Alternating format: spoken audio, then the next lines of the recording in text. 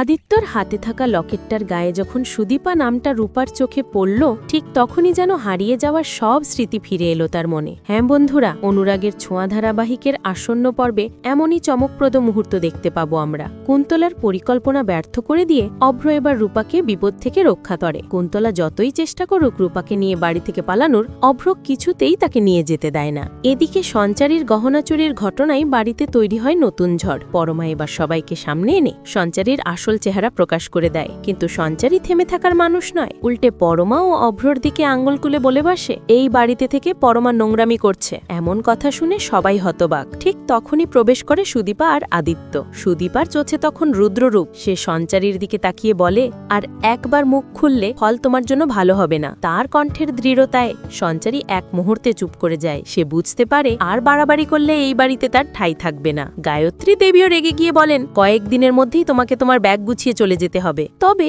সঞ্চারী মনে মনে ভাবে,